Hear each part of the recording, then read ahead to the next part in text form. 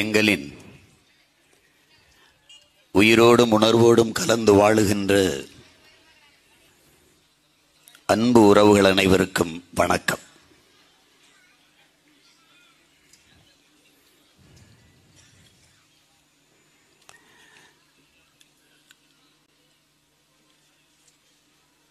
இங்கே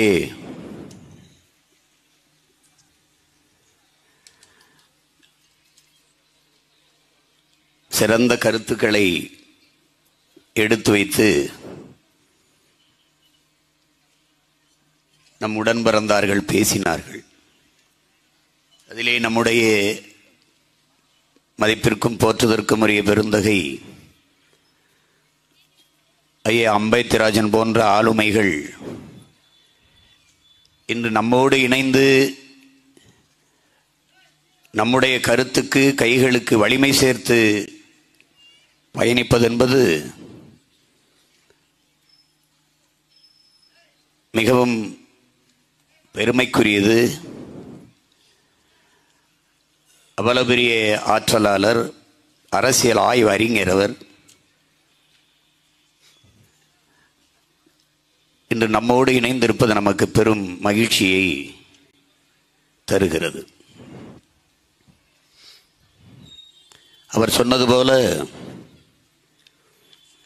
26 நெருங்கும் போது இன்னும் பல ஆற்றல் மிகு ஆளுமைகள் நம்மோடு இணைந்து பயணிக்க காத்திருக்கிறார்.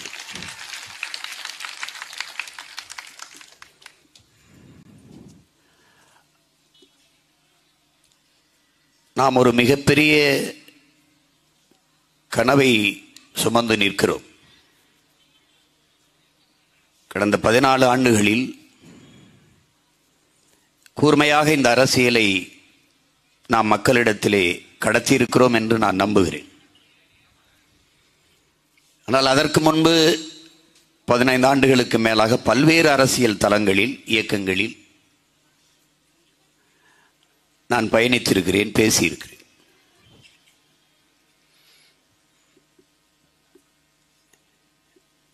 (2008)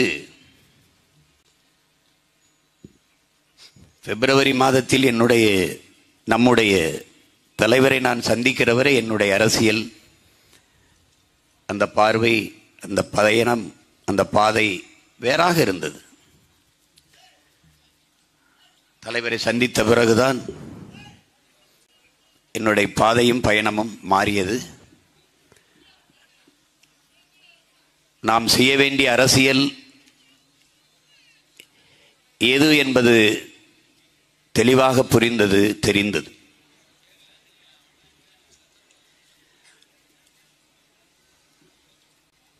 பேரன்பு கொண்டு நான் நேசிக்கிற என் பெற்றோர்களே, என் உயிருக்கு இனிப்பான என் தங்கைகளே, தம்பிகளே,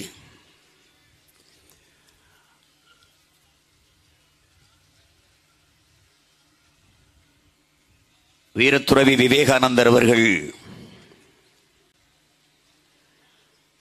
முழுமையான நேர்மை, புனிதம்,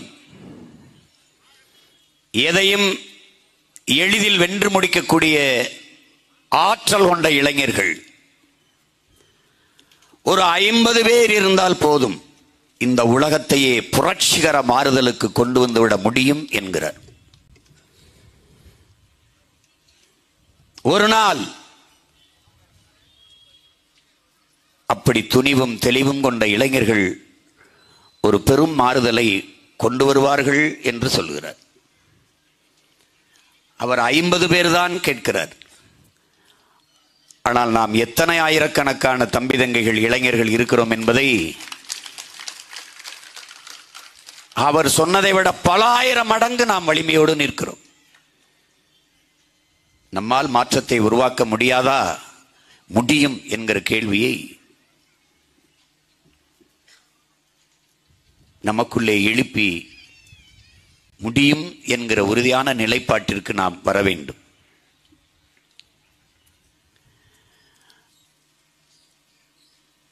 என் அன்பு உடன் பிறந்தார்களே, நம்முடைய இறை என்பவர்கள் ஏற்கனவே இருக்கிற ஒரு கோட்பாடு, ஒரு மரபு, ஒரு தத்துவம், அதை தகர்த்து புதிய ஒரு கோட்பாட்டை முன்னிறுத்தி ஒரு தத்துவத்தை விதைத்து ஒரு மாறுதலை கொண்டு வருவதற்கு எடுத்தோடனே அதை கொண்டு வந்துட முடியாது. ஏன்னா விமர்சிப்பார்கள், ஏசுவார்கள், பேசுவார்கள். இதெல்லாம் சாத்தியமா, இதெல்லாம் நடக்குமா, எதிர்ப்பார்கள், கல்லெடுத்தெறிவார்கள், காரி துப்புவார்கள், எல்லாம் நடக்கும். நபிகளாருக்கு இறையாசி வந்த பிறகு ஒரு பெரியவரை சந்தித்து சொல்லும் போது, இங்கே நல்லதை சொல்ல வந்தால் கல்லால் அடிப்பார்களே என்று அவர் சொல்லுகிறார். நபிகள் கேட்கிறார், என்னையுமா அடிப்பார்கள் என்று? உன்னையும் தான் அடிப்பார்கள். அவருக்கே இந்த நிலைமைனா நீ யோசிச்சு பார்த்துக்க. எந்த ஒரு புதிய கருத்தையும் ஏற்பார்களா எதிர்ப்பார்களா என்று கருதி முன்வைக்க முடியாது. இதுவரை வென்ற இந்த புரட்சிகர கோட்பாடுகள் எதுவும் இப்படி தயங்கி மயங்கி நின்று வென்றது இல்லை. அவன் ஏற்கிறான், எதிர்க்கிறான், சரியா இருக்கு, முன் வைப்போம், போராடுவோம். அப்படிதான். அப்படி ஒரு புதிய ஒரு கோட்பாட்டை முன்னிறுத்தி அதை நிறுவதற்கு போர் வீரனை விட துணிவும் வீரமும் தேவைப்படுது என்கிறார் ஐயா இறை என்பவர். அப்படி பார்த்தால் இதுவரை இந்த நிலத்தில் நிலவிய கோட்பாடுகள் தத்துவங்களை தகர்த்து புதிய ஒரு கோட்பாட்டை முன்னிறுத்தி நாம் போராடி போராடி முன்னேறி வருகிறோம் என்றால் ஆகப்பெரிய துணிவும் வீரமும் கொண்ட புரட்சிகர இளைஞர்கள் நாம் என்பதை என் தம்பிதங்கள் மனதிலே நீர்த்திக் கொள்ள வேண்டும்.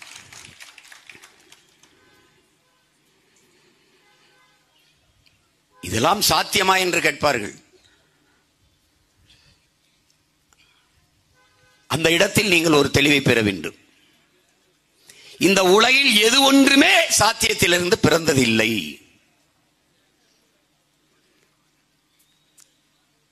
புரட்சியாளர் செய்வார் என்ன சொல்றான்? சாத்தியப்படாத ஒன்றை சாத்தியப்படுத்துவதற்கு பெயர்தான் புரட்சிங்கிறான். இதெல்லாம் நடக்குமா, இதெல்லாம் ஆகுமா? அப்படி இல்லை. நாங்கள் சாதாரணமானவர்கள், ஆனால் அசாதாரணமான ஒன்றை கனவு காண்பவர்கள்ங்கிறான். அப்படிதான் நம் சாதாரண பிள்ளைகள் அசாதாரணமான ஒன்றை கனவு காண்கிறோம். எது? அடிமை தமிழ் தேசியனத்தின் உரிமை, விடுதலை, அதன் எதிர்கால பாதுகாப்பான நல்வாழ்வு என்ற பெருங்கனவு. நீங்களே பாருங்கள், எது ஒன்று சாத்தியத்திலிருந்து பிறந்திருக்கிறது?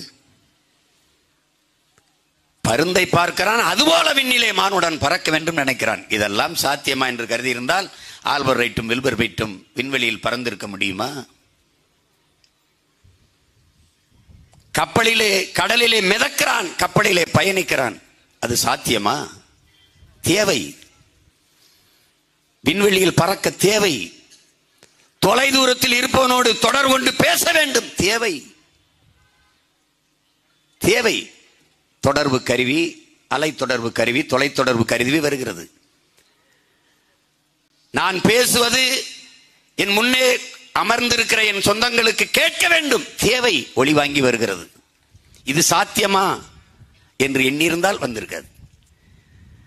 அந்த ஒளியை பெருக்கி கொடுக்க வேண்டும், பல ஆயிரம் பேருக்கு கொண்டு போய் சேர்க்க வேண்டும். ஒளி பெருக்கி படைக்கப்படுகிறது, தேவை உருவாக்குகிறது. வெறுங்காலோடு நடக்கும்போது கல்லும் முள்ளும் குத்தியது, வெப்பம் சுட்டது, செருப்பு தேவைப்பட்டது, படைத்தான். சாத்தியமா? எண்ணியிருந்தால் வந்திருக்காது. இப்படித்தான் என் உடன் பிறந்தவர்களை ஒவ்வொன்றும், எது ஒன்றும் சாத்தியத்திலிருந்து பிறந்ததில்லை, தேவையிலிருந்தான் பிறக்கிறது. எனவேதான் demand is the mother of invention. தேவையே கண்டுபிடிப்பின் தாய்ங்கிறான். நாம் முன்வைக்கிற அரசியல் தமிழ் தேசிய இனத்திற்கு, நிலத்திற்கு தேவையா தேவையில்லையா? சீமானும் அவன் பிள்ளைகளும் வெல்வார்கள் வெல்ல மாட்டார்கள், அது வேறு. இந்த அரசியல் தேவையா தேவையில்லையா? அதுதான். தனியா நின்று வென்றுவானா, இது சாத்தியமா, அது இல்ல பேச்சு. இந்த அரசியல் தேவையா தேவையில்லையா? அதிகாலையில் எழுந்து குளிச்சுட்டு கச்சி வெட்டி கரை வெட்டியை கட்டிக்கிட்டு பல்ல விளக்கிட்டு தெருவில் தெருவா சுத்துறா மொத்த பேரும்னா இயக்கிறது நாங்க. நாங்க இல்லைன்னா அவன் படுத்துக்கிட்டு அங்க இருந்து காசு கொடுத்து படுத்துக்கிறான்.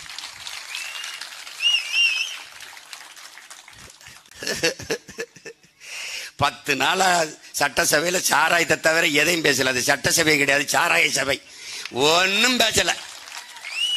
சாராயம் சாராயம் சாராயம். அது நாங்கள் பெரிதும் மதித்து போற்றுகிற பெருமக்கள் எங்க ஐயா துரைமுருகன் போன்ற பெரும் தலைவர்கள். என் மேல அவருக்கு பேரன்பு, அவர் மேல எனக்கு பேரன்பு, பெருமதிப்பு, பெரும்பாசம். இதை நான் சொன்னேன்னா அவருக்கு அவரை இனிமே போய் இவங்க என்ன பண்ண போறாங்க ஒன்றும் இல்லை. சந்திக்கிறோம் ஒரு இடத்துல, எதார்த்தம் பார்த்துட்டா, டேய் போடா வாடா, டேய் வாடா, டேய் நான் கூட என்னமோன்னு நினைச்சேன்டா, இப்படிலாம் வந்தவங்க கொஞ்ச நாள் பேசிட்டு போயிடுவாங்கன்னு. ஆனா நீ விடலடா, டேய் நீ விடலடா. அப்புறம் அப்புறம் விட்டுறாதரா விட்டுறாத அப்படின்னா, நீங்க எல்லாம் இருக்கும்போது விட்டுறாத, போயிட்டு வரவா, காத்திருக்காங்க நான் போறேன், என்ன போயிட்டு வரேன், சரி வரேன் அப்படி. ஏன்னா எங்காலு உங்களுக்கு புரியுது நினைக்க, இடம் வேறையா இருந்தாலும் ரத்தம் ஒரே ரத்தங்கிறதுனால.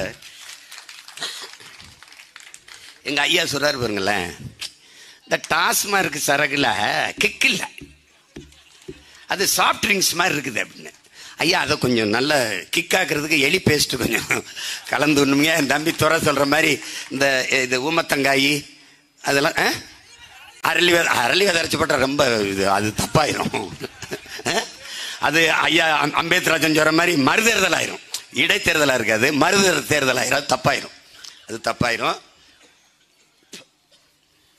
அது அவர் சொல்றாரு பாருங்க. அதனால அது அவன் இந்த சரக்குல கிக்கலானால கள்ளச்சாராயத்துக்கு போறான். டாஸ்மார்க்க மூடுனா ஒரு கடையை முன்னா அடுத்த கடைக்கு போறானே, அந்த கடையும் சேர்த்து மூடணும் ஐயா. இந்த கடையை முன்னா அந்த கடைக்கு போறானா அந்த கடையும் சேர்த்து மூடணும். யார் மூடுவா? இவர்கள் மூட மாட்டார்கள். ஏன்? அவர்கள் சாவியை தொலைத்து விட்டார்கள். சாவி ஆட்ட இருக்கு, நம்மகிட்ட இருக்கு.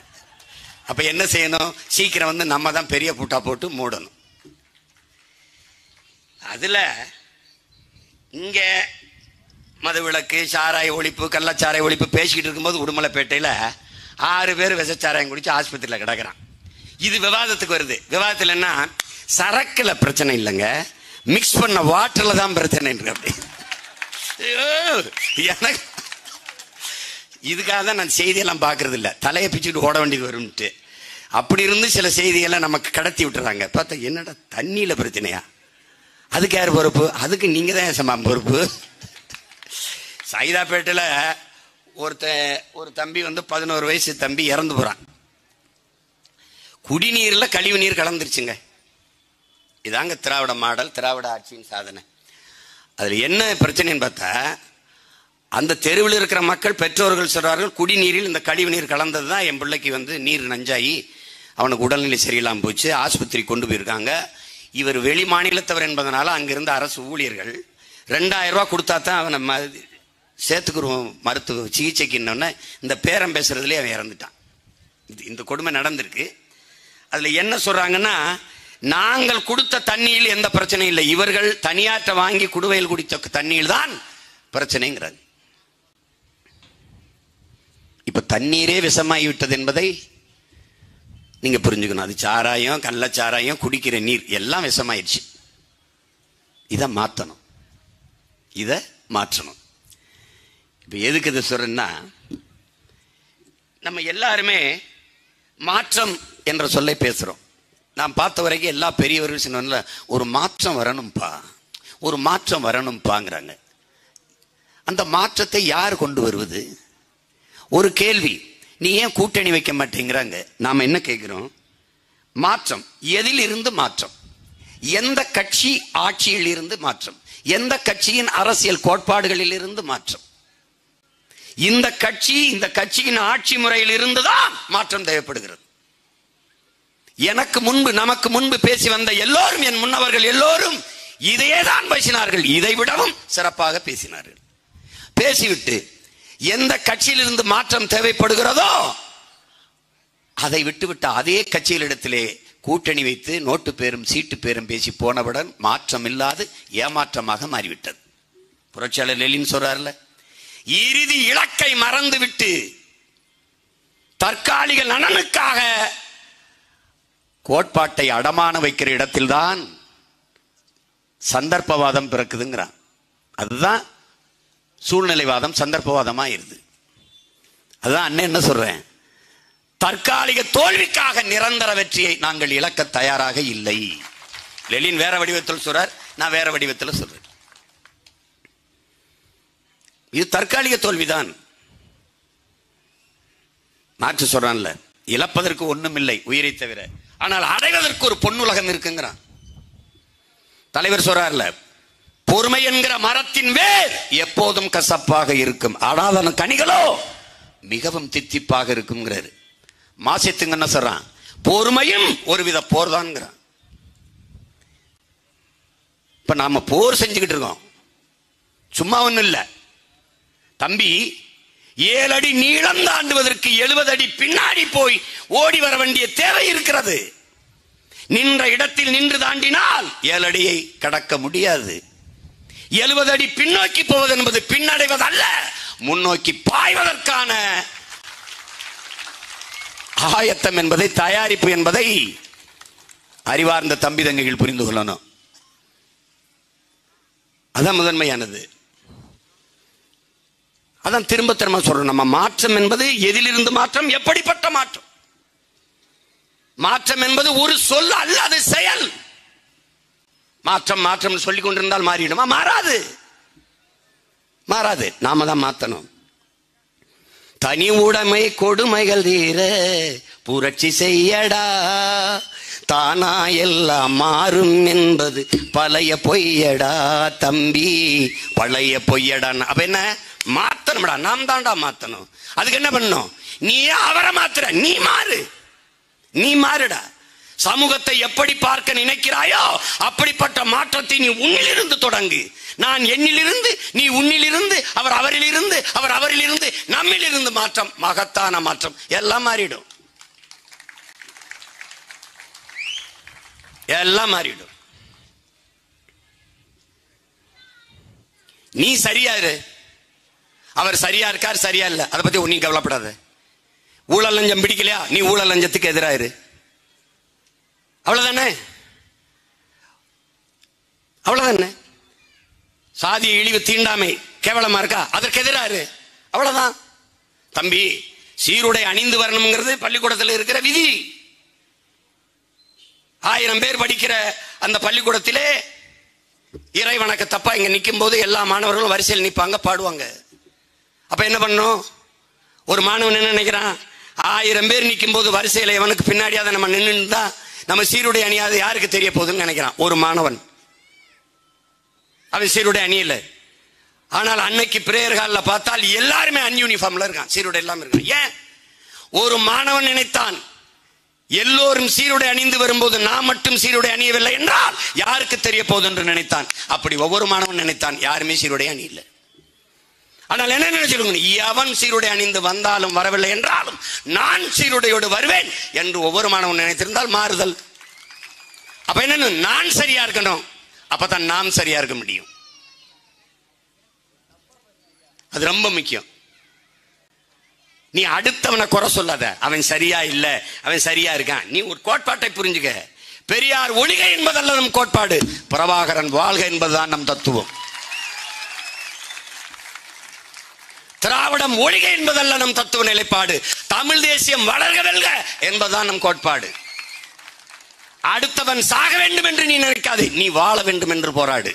அவன் தோற்க வேண்டும் என்று போராடாதே, நீ வெல்ல வேண்டும் என்று போராடு. இதுதான் நேர்மறை சிந்தனை 2 மடங்கு ஆற்றலை பெருக்கி தரும்ங்கிறான். நீ ஏன்டா அவனை பத்தி சிந்திக்கிற, உன்னை பத்தி சிந்திர, உன்னை பத்தி சிந்தி. ஒரு பெரிய நீ அவன் நல்லா உடற்பயிற்சி செய்யறானோ, அவன் நல்லா சாப்பிடறானோ, அதே நீ நல்லா சாப்பிடு, நல்லா உடற்பயிற்சி செய். ஒரு பெரிய பயில்வான் இருந்துக்கான், பெரிய மல்யுத்த வீரன், பெரிய வீரன். அது என்னன்னா அவனை தோக்கடிக்க முடியாது யாரும். அப்ப என்ன பண்றாங்க, ஒரு புதிதா ஒரு மல்யுத்த வீரன் வரான், அவனை வச்சு இவனை தோக்கடிக்கணும் முடிவு பண்ணிட்டாங்க. அப்ப என்ன பண்றான், அவர் காலையில ஓடிட்டு இருக்காரு, ஒருத்தன் குறுக்க கடந்து போறான். வணக்கம் ஐயா, நான் நீங்க சண்டை போடுறதெல்லாம் நான் பார்த்திருக்கேன், அருமையா போடுவீங்க, ஆனா நீங்க முன்னாடிலாம் ஓடுறத பார்த்திருக்கேன், அந்த வேகம் இப்ப இல்லையே, குறைஞ்சிருச்சே அப்படின்ட்டு போயிடுறான். திருப்பி ஒரு இடத்துக்கு போறாரு, அவர் கை கொடுக்குறான். ஒரு பையன் வந்து, முன்னாடிலாம் கை கொடுக்கும்போது உங்க கை அவ்வளவு கனமா அவ்வளவு வலுவா இருக்கும், இப்ப அப்படி இல்லையே அப்படிங்கிறான். இப்படியே சொல்லி சொல்லி அவன் என்ன வீட்டில் போய், ஓ நம்ம வந்து முன்ன மாதிரி இல்லையோ, நம்ம கை நம்ம ஸ்ட்ராங்கா இல்லையா, இப்படி நினைச்சு நினைச்சு நினைச்சு அவன் பலகீனமாயிடுறான். அப்போ ஒரு சின்ன பையன் வந்து அடிச்சு தோக்கடிச்சிடுறான். அதெல்லாம் நீ உன்னை பத்தி தான் சிந்திக்கணும். அடுத்தவன் என்ன பண்றான், அதை என்ன பண்றான், இவன் என்ன பண்றான், அதெல்லாம் கவலைப்படாத. இவன் சொல்லுவான், திமுக ஒருத்தனை வீழ்த்த முடியாது அப்படின்னு. நீ ஒருத்தனே இல்லை, 100 பேரை கூட்டிகிட்டு வர. நீ எங்க ஒருத்தனா இருக்க? நாங்க தான் ஒருத்தனா இருக்கோம். நீங்க ஏன் 100 பேர் சேர்ந்து என் ஒருத்தனை குறி வைக்கிறீங்க? நான் ஒருத்தன் உங்க 100 பேரை குறி வைக்கிறேன். நீங்க 100 பேர் சேர்ந்து என்னை தான் கொல்ல முடியும், நான் உங்களை குறைஞ்சது 10 பேரையாவது கொல்ல முடியும். அப்ப எது வீரம்? இங்க அதானே. அந்த கேஜிஎஃப்னு ஒரு படம் வந்தது இல்ல, என்னடா நான் பேசுனதெல்லாம் வசனமா வந்திருக்கேன், கடைசி என் தம்பி தான் எழுதியிருக்கான். என் கூட இருந்தவன், அண்ணன் நீ பேசுனதானே எழுதி விட்டேன். நீ ஆட எழுதுனா? ஆமா. அதுல என்ன வசனம் வருது? 1000 பேர் எனக்கு பின்னாடி நிக்கிறாங்கிற திமிர்ல நான் நிக்கல, அந்த 1000 பேருக்கு முன்னால் நான் நிக்கிறேனுங்கிற திமிர்ல நிக்கிறேன். புரிஞ்சுக்கணும். மாற்றம்ங்கிறது வெறும் வார்த்தை இல்லை, அது செயல்ல வரணும். புரட்சி புரட்சி இப்படிலாம் சொல்லிட்டு இருக்கமே, என்ன புரட்சி? பகத்சிங் போய் கேட்கிறான், புரட்சினா என்னன்னு. வெளிப்படையாகவே அநீதிகளால் கட்டமைக்கப்பட்ட சமூகத்தை தகர்த்து முற்றுமுழுதாக புதிய ஒரு சமூகம் படைப்பதுதான் புரட்சிங்கிறான். அப்படி என்ன வெளிப்படையாகவே அநீதிகளால் கட்டமைக்கப்பட்ட சமூகம்? இதுதான் தெரியுது. கள்ளச்சாராயம் காய்ச்சுகிறார்கள், அது குற்றம் தெரியுது, அது அநீதி. குடிச்சு செத்து போறான், அதுக்கு 10 லட்சம், கொடிய அநீதி. ஒரு தொழில் செய்ய போன பட்டாத்து தொழிற்சாலையில் விபத்து, பெரிய இடர், அது விபத்து, ஆக்சிடென்ட், அவனுக்கு 3 லட்சம், அவனுக்கு 10 லட்சம். அப்ப பட்டாசு தொழிற்சாலையில் வேலை செய்கிற தொழிலாளியை விட அதை விட உயர்ந்தது சாராயம் குடிப்பது. சாகித்ய அகாடமி விருது பெற்றவனுக்கு 25,000, சிறந்த திரைப்பட விருது பெற்று வருகிற சிறந்த இயக்குனர் விருது பெற்று வருவதற்கு 1 லட்சம், சாராயம் குடிச்ச செத்தவனுக்கு 10 லட்சம்.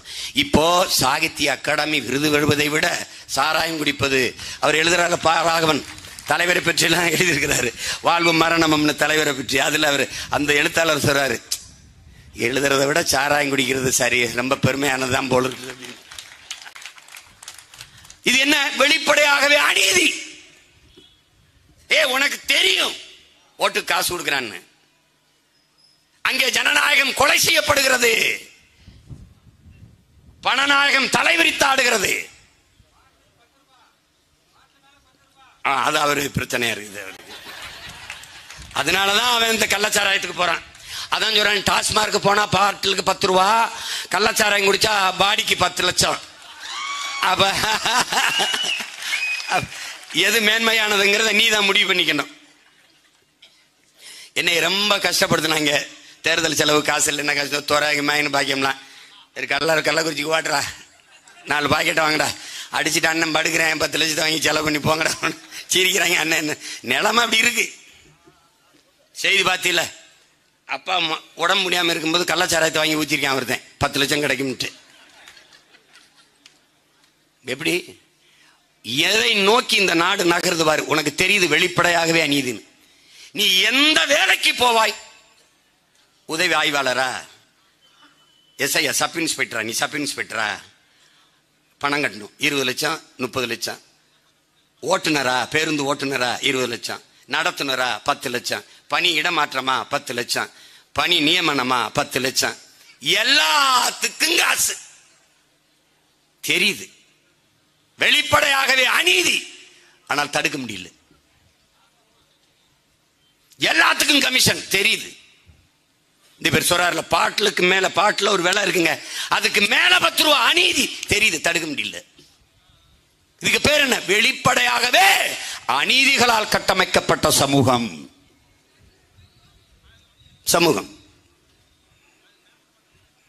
எல்லா மந்திரிகளும் வசூலிச்சு கப்பம் கட்டணும். அவர்களுக்கு கமிஷன். எல்லாம் இது தெரியுது, எல்லாருக்கும் தெரியுது. ஊழல் லஞ்சம் தேசிய மயமாக்கப்பட்ட தேசத்தின் மக்கள் நாம், அது தெரியுது, உங்களுக்கு தெரியுது. எல்லாமே தப்பா இருக்கு, உனக்கு தெரியுது. சாலைக்கு வரி இருக்கா? இருக்கு. ஆனா சாலை இருக்கா? இல்ல. சாலை எப்படி இருக்கு? சவக்குழியா இருக்கு. நீ நல்லா பார்த்துக்க, நீ மோட்டர் பைக் வச்சிருக்க, ரோடு டாக்ஸி கட்டிருக்க. ஆட்டோ வச்சிருக்க, ரோடு டாக்ஸி சாலை வரி கட்டிருக்க. அண்ணன் ஒரு கார் வச்சிருக்கேன், ஃபார்ச்சுனர், 3 லட்சம் ரூபா சாலை வரி கட்டிருக்கேன். எல்லாருமே சாலை வரி கட்டி தான் ஆட்டோ, பைக்கு, காரு எல்லாம் வாங்குறீங்க. சாலை வரி கட்டிவிட்ட பிறகு எதுக்குடா சாலையில் 50 கிலோமீட்டருக்கு 50 ரூபா கப்பம் கட்ட வேண்டிய நிலைமை வருது? நான் தான் ஏற்கனவே வரி கட்டிட்டேனே. நீ தான் ரோடு டாக்ஸி எடுத்தியே, எந்த ரோட்ல ஓட்ட எடுத்த? நான் கூட கேட்டேன், ஐயா நீங்க நான் 3 லட்சம் ரூபா கட்டிருக்கேன், எந்த ரோட்ல ஓட்ட வாங்கின? அந்த ரோட்டை காட்ட, அதுல மட்டும் ஓட்டிடுறேன். எப்படி? சாலைக்கு பேர் என்ன சொல்லு? தேசிய நெடுஞ்சாலை. போட்டது யாரு காசு? உன் காசு, என் காசு. குறுக்க கட்டையை போட்டு காசு வசூலிக்கிறவன் யாரு? முதலாளி. வெளிப்படையாகவே அநீதி. ரோட்டை கூறு போட்டு வித்தா இப்ப நாட்டை கூறு போட்டு வித்துக்கிட்டு இருக்க. கேரளாவில் ஏர்போர்ட் என்ன பண்ண? அதானிக்கு கொடுத்துட்ட. அவன் 550 ரூபாய் இருந்த கட்டணத்தை 750 ரூபாய் ஏத்திட்டான். இப்ப அது எங்க போகும்? டிக்கெட்ல ஏறும். எப்படி ஏறும்? லேண்டிங் டேக்ஆஃப், இறக்கி பிளைட்டை நிறுத்தி ஏத்துறதுக்கு அரை மணி நேரத்துக்கு 1 மணி நேரத்துக்கு இவ்வளவு வாடகைன்னு தனியார் முதலாளி வசூலிப்பான். அங்க நிறுத்துற காசை டிக்கெட்ல ஏத்துவான். யார் பாதிக்கப்படுவா? நீனும் நானும். என்னது? வெளிப்படையாகவே அநீதி, வெளிப்படையாகவே அநீதி. இங்க கரும்பு வெள்ளம் இருக்கா? இருக்கு. இங்க அரிசி இருக்கா? இருக்கு. இங்க பருப்பு இருக்கா? இருக்கு. இங்க எல்லாம் இருக்குல்ல. ஆனா பொங்கலுக்கு குஜராத்ல போய் வெள்ளம் அரிசி பாக்கெட் பாக்கெட்டா வாங்கிட்டு வர, அந்த பொட்டலம் பூரா இந்தியில எழுதி இருக்கு. வரும்போதே வெள்ளத்துல அது உருகி இப்படி வெள்ளம் வந்து இப்படி கசி இப்படி எழிஞ்சுக்கிட்டு இருக்கு. அதுக்குள்ள பூச்சி வண்டெல்லாம் இருக்கு. கேட்டா அறிவார்ந்த பெருமக்கள், எப்படி பார்த்தாலும் பொங்க வைக்கும் போது வெள்ளத்தை உருக்கித்தானே ஊத்துவிய, நாங்க ஏற்கனவே உருக்கி கொடுத்துறோம். ஏய், இந்த மாதிரி தலைவர்கள் கிடைக்க நீ பல ஆயிரம் ஆண்டுகள் தவம் இருந்திருக்கணுமாடா. நீ வீரமாமுனி இந்த விஸ்வாமுத்திர மாதிரி நீ தவம் இருந்திருக்கணும். நீ நல்லா சிக்கிக்கிட்ட ராஜா, தப்பிக்கவே முடியாது. ஒரே ஒரு வாய்ப்பு, கடைசி வாய்ப்பு. இந்த ஒரு கதவு தான் திறந்திருக்கு, இதுக்குள்ளதான் நீ தப்பிச்சு வரணும். இதுக்கு ஒரு ஓட்டை போட்டு விட்டுரு, மீதியை நான் பாத்துக்கிறேன். நீ அதுக்கு போட்டு விட்டு பாத்துக்கிறேன். எல்லாமே உனக்கு கண்ணுக்கு முன்னாடி தெரியும்பா. வெளிப்படையாகவே அநீதி. அதுதான் சொல்றான் ஜான் பெர்கின், உன் கண் முன்னே உன் நிலத்தின் வளங்கள் களவு போவதை பார்த்து கொண்டிருக்க நீ சபிக்கப்பட்டு விட்டாய். உனக்கு தெரியும் மலையை வெட்டி கொண்டு வரானே, நீ என்னத்தை கிழிச்சிட்ட? ஆத்து மணலை அள்ளிக்கிட்டு போனா. உனக்கு நீ படிச்சிருக்கியா? அரை எங்கலம் மணல் உருவாக 100 ஆண்டு ஆகுங்கிறான். நீ 30 அடி ஆழத்துக்கு அள்ளிட்டு போயிட்டான். நீ என்ன செய்ய போற? என்ன செய்ய போற? ஒரு லாரியில் மணலை ஏத்தி கொண்டு போகும்போது 2000 லிட்டர் தண்ணி போகுதுங்கிறான். ஈரத்தோட அள்ளி போட்டுறானா? 2000 லிட்டர் தண்ணியோடு அந்த லாரி மண்ணை கொண்டு போகுது. அந்த மண்ணு போகும்போது என் உடன் பிறந்தவர்களே, சொட்டு சொட்டுன்னு தண்ணியை சிந்திக்கிட்டே போகும் லாரி. நீ வேணா பாரு, அந்த லாரி தண்ணியை சிந்தல, அது நம் தாய் நிலத்தின் கண்ணீர். என்னரும் பிள்ளைகளே, என்னை எப்படி கொண்டு போறானே வேடிக்கை பார்த்துட்டு வீதியில நிக்கிறியே, நாளைக்கு குடிக்க குளிக்க தண்ணிக்கு வேளாண்மைக்கு என்ன செய்வாய் என்று உன் இயற்கை அன்னை பூமி தாய் கண்ணீர் வடித்து கொண்டு போறாள். நீ கவலைப்படாம இருக்க. உனக்கு அந்த தண்ணி போனா என்ன? டாஸ்மார்க் தண்ணி வத்தாம இருக்கு. உனக்கு என்ன பிரச்சனை? இதைத்தான் வெளிப்படையாகவே அநீதிகளால் கட்டமைக்கப்பட்ட சமூகம்ங்கிறான். ஸ்மால் இஸ் தி பியூட்டிஃபுல், சிறியதே அழகனி E.F. சுமாசர் ஒரு புத்தகம் எழுதியிருக்காரு, வாங்கி படி. என் தம்பி ஜெகதீஷ் வச்சிருந்தா, அதை வாங்கி நான் படித்தேன். நீ படிக்க சின்ன புத்தகம் தான், முழுக்கெல்லாம் படிக்க போகாதரா. ஒரு முதல் 10 பக்கத்திலே அவன் என்ன சொல்ல வந்தான்னு தெரிஞ்சிட முடியாது. உன்னால் உருவாக்க முடியாத ஒன்றை உனக்கு அளிக்கிற உரிமை யார் கொடுத்ததுன்னு கேட்கிறான். எதை சொல்றான்? இந்த மணலையும் மலையும் தான் சொல்றான். உன்னால உருவாக்க முடியுமா? நீ மரத்தை வெட்டிட்ட, நான் நட்டு வச்சிருவேன். நீ தண்ணியை உறிஞ்சிட்ட, தொலைச்சு வெள்ள போடான்ட்டு நீரை தேக்கி வச்சுட்டு செத்து போவேன், என் பிள்ளையை பயன்படுத்திக்கிறாங்க. ஆனால் மலையை மணலை யார் உருவாக்குவா? உன்னால் உருவாக்க முடியாத ஒன்றை உனக்கு அளிக்கிற உரிமை யார் கொடுத்தது? வளங்களை சுரண்டி கொழுப்பதை வளர்ச்சி என்று உனக்கு கற்பித்தவன் எவன்? அதான் அவன் கேட்கிறது.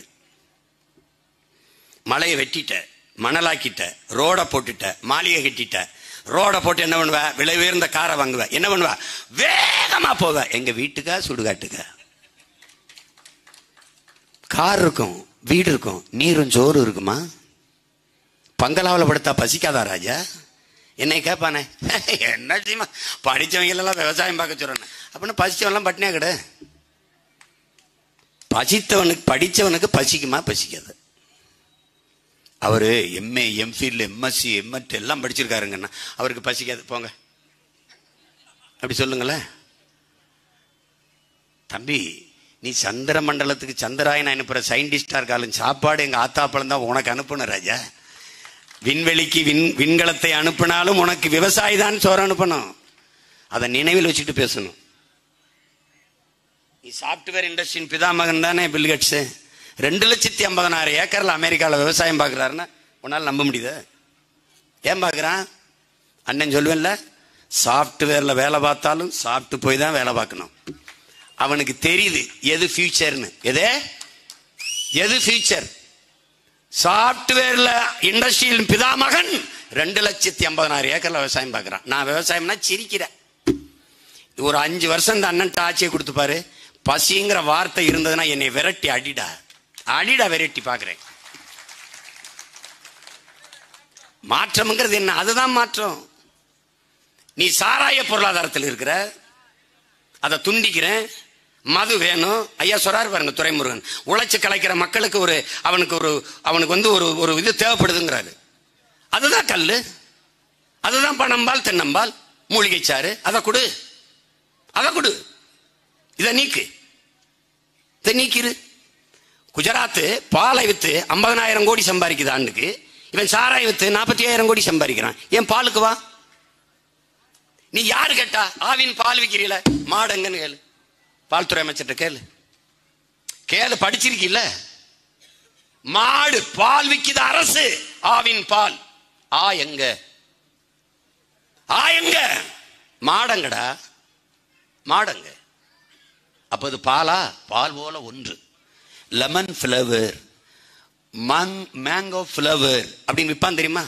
மாம்பழம் எத்தனை காலத்துக்கு இருக்குன்னு சொல்லு. ஒரு பருவம் 2 மாசம். எப்பவுமே மாம்பழச்சாறு குடிக்கலாம்ன்றான். அது எப்படி? அதான் மேங்கோ ஃபிளவர். அதை எடுத்து பதப்படுத்தி கண்ட கெமிக்கலை போட்டு வச்சு நமக்கு தள்ளுவான். அது மாதிரி இது மில்க் அல்ல, பால் அல்ல, பால் போல ஒன்று, மில்க் ஃபிளவர்.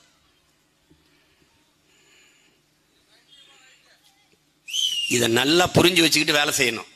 உனக்கு மாடு வளர்க்க சொல்றேன் அண்ணன், அதெல்லாம் அசிங்கமா இருக்கு, நீ வளர்க்காத போ. நீ கோட் சூட் போட்டு, ஷூ போட்டு, டை கட்டி, கொரியன் முதலாளிகிட்ட போய் கை கட்டி அவனுக்கு கக்குஸ் கழுவிட்டு அவனுக்கு ஷூ தொடச்சிக்கிட்டு திரி.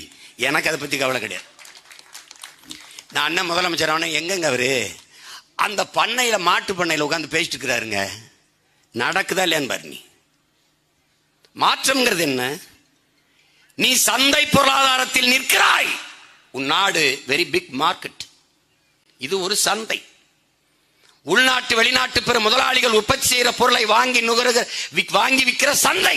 நீனும் நானும் அதை வாங்கி நுகருகிற மந்தைகள். சந்தை பொருளாதாரத்தை ஏற்றுக்கொண்ட ஒரு நாட்டில் மக்களும் ஒரு பண்டம்தான். முன்பெல்லாம் மருத்துவமனைக்கு போனீங்கன்னா உன்னை ஒரு உயிராக பார்ப்பான். இன்னைக்கு அப்படி இல்லை.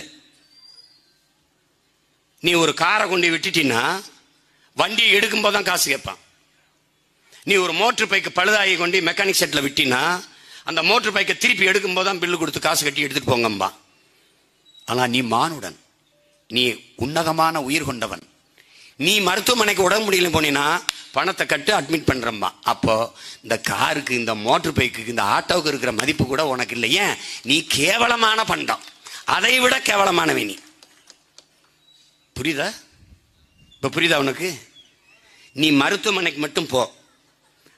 யங்ஸ்டரா இருக்கான், ஹார்ட் ஃபங்க்ஷன் நல்லா இருக்கு, வித்த இது ஏற்கனவே பதிவு பண்ணியிருக்கான் பெரும் முதலாளி, 2 கோடி. கிட்னி நல்லா ஃபங்க்ஷன் ஆகுது, சிறுநீரகம் 2ல் இப்போ ஒரு 2ஐயும் தூக்கலாம், இல்லை 2ல் 1 போட்டால் கூட 1 கோடி. கண் பார்வை நல்லா இருக்கு, இது 2 பேர் கண்ணுக்கு பதிவு பண்ணி வச்சிருக்கான். ஓகே, இப்போ அவனை என்ன பண்றது?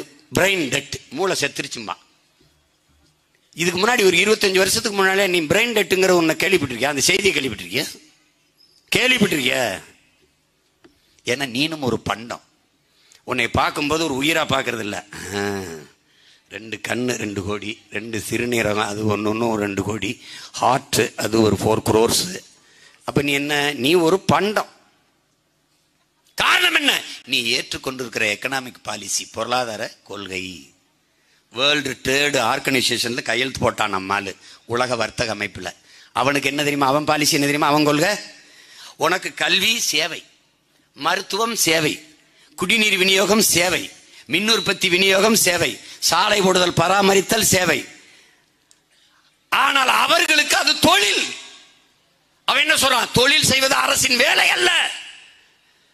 நீ தனியார் முதலாளிகளுக்கு ஒப்பந்தம் கொடுத்து விட்டு கையெழுத்து போட்டு விட்டு கமிஷன் வாங்கிட்டு பேசாம இரு. இதான் அவன் கோட்பாடு. அதைத்தான் நாட்டின் பிரதமர்ல இருந்து முதலமைச்சர் வரை எல்லாரும் செய்து கொண்டிருக்கிறார்கள். நீ ஜான் பெர்கின் எழுதின அமெரிக்க பொருளாதார அடியாளர் வாக்குமூலத்தை படி. பல தடவை சொல்லிட்டேன், படிச்சா நான் அங்க இருப்பேன், நீங்க பேசுவ. அவன் என்ன சொல்றான்?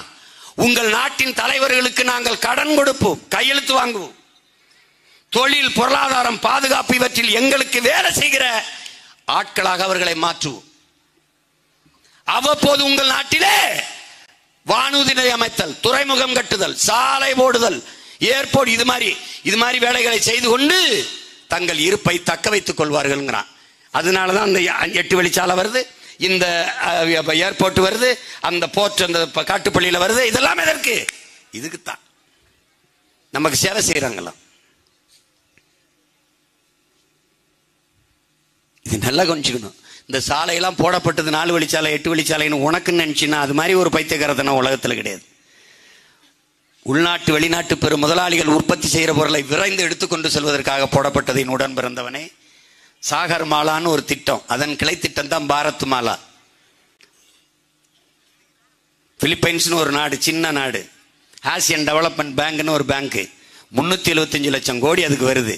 சின்ன நாட்டில் இவ்வளவு பொருளாதாரம் எப்படி ஒரு வங்கிக்கு வருதுன்னா அது அமெரிக்க ராக்பெல்லர் ஃபவுண்டேஷன்ல இருந்து வருது சாகர் மாலா திட்டத்துக்கு. இதன் வேலை என்ன? பீம்ஸ்டெக், இந்த Bangladesh, Myanmar, India, Sri Lanka, Thailand, இதனுடைய எக்கனாமிக் டெவலப்மெண்ட் கார்பரேஷன் தான் அந்த பீம்ஸ்டெக். இதுல என்னென்ன இந்த நாடுகளுடைய, இங்க பாரு, இவனுக்கு என்ன தெரியுமா? இவனுக்கு சாலை போக்குவரத்து, விண்ணூர்தி போக்குவரத்து, தொடர் வண்டி போக்குவரத்து எல்லாத்தையும் கொண்டு கப்பல் போக்குவரத்துல இணைக்கணும். இந்த கப்பல் போக்குவரத்தை யார்கிட்ட கொடுக்கணும்?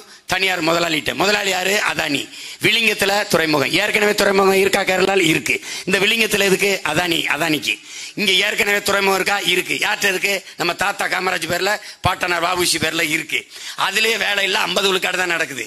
அப்போ அங்க சரக்கு தேங்கி இருக்குது, ஏற்றுமதி ஆக முடியல, சரக்கு இறங்க முடியல, அங்க இடம் இல்ல. அப்படி ஏதாவது இருக்கா? இல்ல. அப்ப எதற்கு 6111 ஏக்கர்ல காட்டுப்பள்ளியில துறைமுகம், அதானி துறைமுகம்? ஏன்னா முதலாளி வாழணும். அப்ப இந்த போக்குவரத்தை கொண்டு போய் கப்பல் போக்குவரத்துல இணைக்கணும். இதுக்கு பேர் சாகர் மாலா கிளை திட்டம், பாரத் மாலா. விளங்குதா? நீ என்ன நினைக்கிற? இந்த 8 வழிச்சாலை போறது உனக்கு நினைக்கிற? அட இளவெடுத்தவனே, நமக்கு இல்ல, முதலாளிக்குப்பா. நீ கொஞ்ச நேரம் கழிச்சு ஒரு 6 மணி 7 மணிக்கு இந்த 4 வழிச்சாலை போய் பார்ப்பா. மூடுந்துவல் கண்டெய்னர்கள் வரிசையா போகும். எதற்கு? கொரியன் முதலாளி ஹொண்டாயில் தயாரிச்ச கார் போகுதுப்பா, மோட்டர் பைக் போகுதுப்பா. ஒரு தடவை திறந்து பாருப்பா, அதாப்பா போகுது, துறைமுகத்துக்கு போகுது. அவன்கிட்ட கப்பம் வச்சிருப்பான்னு நினைக்கிறியா? No, never. இது யாருக்கான நாடு?